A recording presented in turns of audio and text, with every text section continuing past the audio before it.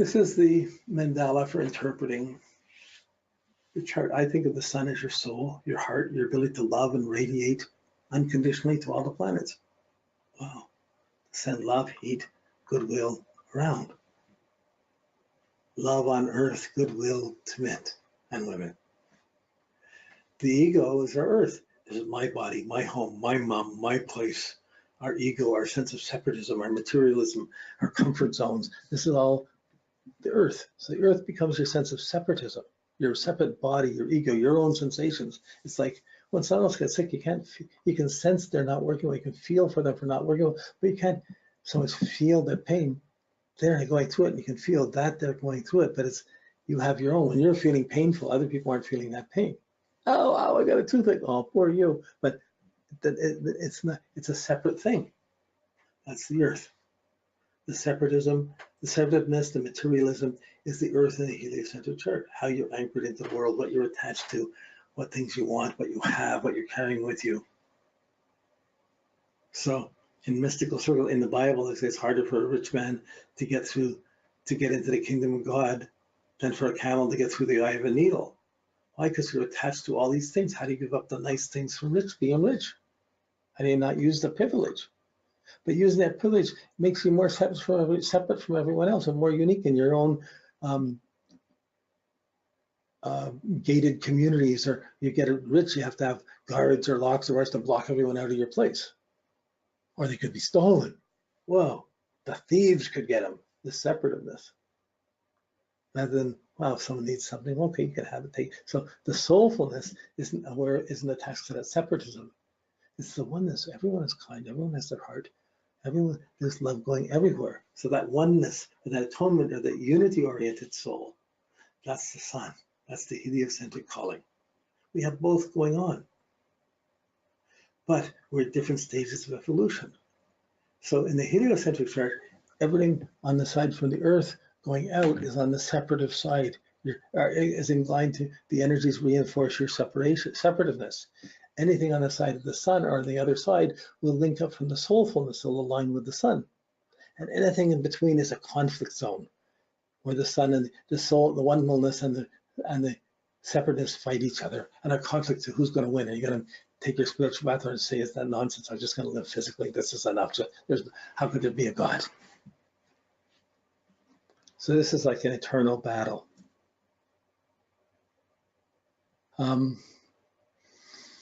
This is the best I got for an overview of a philosophy or an approach to looking at interpreting the soul chart. The soul chart, no houses, no money concerns, no sex, no relationships, no ownership, no status, no power. It's none of those things.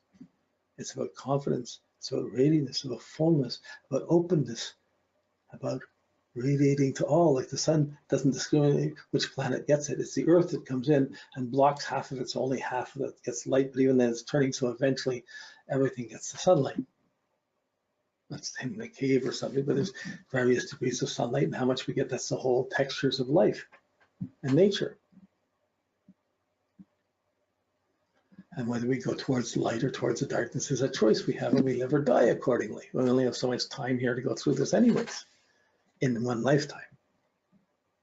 The Zoroastrians have a great belief. They believe when we're born, when we die, our soul leaves our body and goes back to the sun like veins of the solar system. And we get recharged in the sun, and we're reborn as sunbeams. And when the sunbeams come, it goes out and it creates life wherever. What a great, like a breathing in and out of the soul.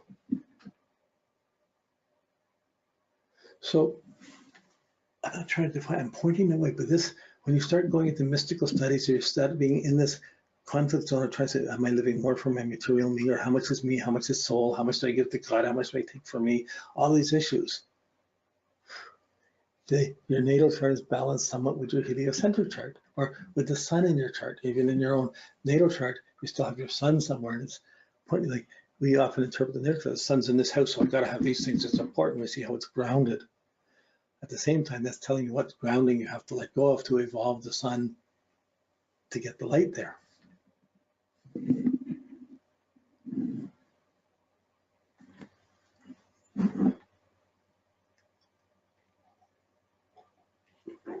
So basically, if you have a planet from the heliocentric chart, anything square or oppose the sun, anything between a square to an opposition to a square is going to be on the separative side. Anything that's conjunct the sun, well, really conjunct the sun or square or oppose or square the sun, that will be on the sun side. But in between, there's a gap. And that gap, when Mercury's retrograde, when Venus is retrograde, there's a struggle between which voice is stronger. It's going back over things. It's not going with, and it's more sensitive to Earth. So the Earth and the separativeness picks up on the Mercury and the Venus intensely. It gets an extra hit from it. It's trying to apply it physically, and because it's physical, it's pushing further without being more conscious or more soulful, and that's what causes all the confusions and the losses and the disruptions that happen with Mercury retrograde or with Venus retrograde. But when you try and interpret it just from the ego and not taking the soul in chart, you tend to get really negative about those things. It's not necessary to be negative about it. It's a texture we go through. I use the Mercury retrograde periods to go back and take out everything that's disturbing, that I haven't taken care of, that's bugging me, that's taking my attention and preventing me from just radiating. Oh, I didn't take care of that. I got to go take care. I go back and fix things and take care of things and get correspondence and writing done when Mercury's retrograde. But really, you could ignore them if you're just keeping in touch with your soul. Like this day, when we give us our day, this day our daily bread, that's, I gotta have the food with it, thanks. But anyways, the more you keep your soul in touch with your heart, or you're in touch with your heart and your soul, the healthier you're gonna live.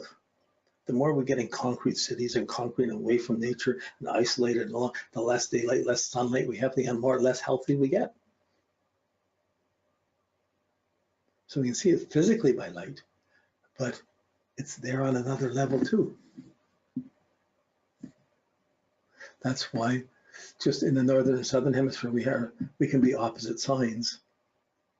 In the heliocentric chart, the sun, the earth is in the opposite sign of your sun. So we do have this dynamic relationship, even within ourselves, between our ego and our soul, much like between the southern hemisphere and northern hemisphere chart. We both have one of each.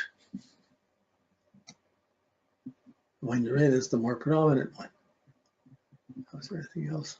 Oh yeah, so these were some of the first heliocentric drawings, and they put the nodes in it. This just shows the nodes to the Earth, each planet to the Earth, and the south nodes. And you'll see heliocentric, almost all the north nodes are within Taurus, Gemini, Cancer, Leo. And all the south nodes are on the other half of the zodiac. Then you have the points where the point of the planet is closest, is furthest away. 1, 2, 3, and they're spread around the circle. And which ones are close, where the orbit is closest to the sun? Neptune and Pluto are closest, and Pluto's at its closest when Neptune's at its furthest away from the sun, at the same degree, 15 degrees of Scorpio. And for 22 years, out of every 250 or every 500, Neptune is the outermost planet, and Pluto is the innermost planet. And that happened between about 1978 and 2000. Pluto was closer to the Earth, and Neptune was the farther out planet. So the web, the making things, the getting control of things, that came in more strongly, and the visionary nature of Neptune was further away and put aside. In astrology, much in that time period, psychology became part of astrology in a big way, but it diminished a lot of the spiritual concepts that went within astrology. They got marginalized. I mean, but anyways, you're seeing these nodes, and then these other lines you see. If we look up here in Neptune, there's two solid lines with a line joining it. That's the summer solstice. At the opposite side, you see two broken lines with the line it's right near the nodes, not on it. And then beside it, you'll have broken and a solid, or a solid broken. You have the 4 seasons, the 4 equinoxes and solstices. So you have the zodiac of each sign. So this is the basic symbol. And then I used to put the planets in.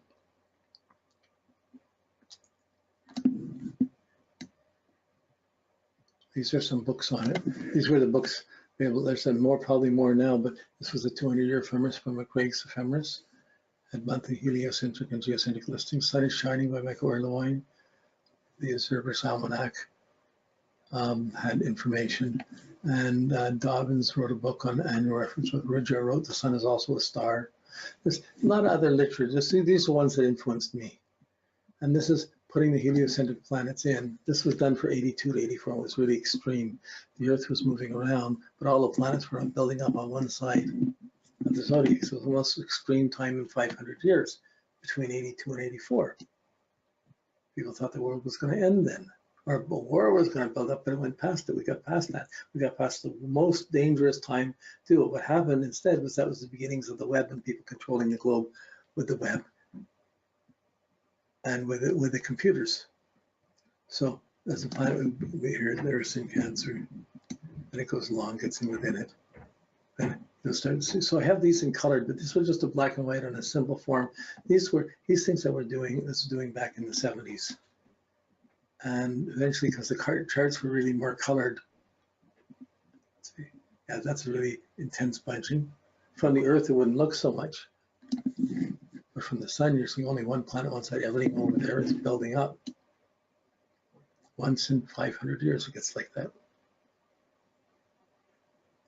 Here, Mercury and Venus are out, but all the other planets are over there. From the Sun, it looks like a splash chart, except when it would be over on the opposite side. So, see, now the Earth is moving out, but if we get to the next one, when the Earth is down here, it really was polarized. So it got to a point where all the planets were within 72 degrees on one side of the Sun. Quite sure. Okay, so we're just about time. I'm going to take it. Oh no, we're good. We're good. So we've got a little bit more time. Now we've seen some of the heliocentric charts they do that are more colored. These are much more, actually, I'm going to show some of the, let's just take a few individual charts. Okay, there's 3 types of heliocentric charts. Really 6. Let's just pull out the 3. And okay, so I'll just put them across the screen, make it a bit smaller. And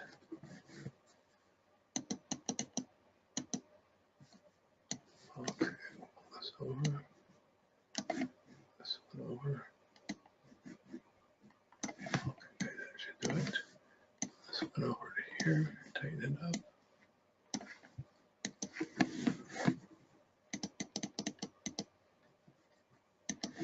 Okay, so here's 3 heliocentric charts. So pull this over a little more.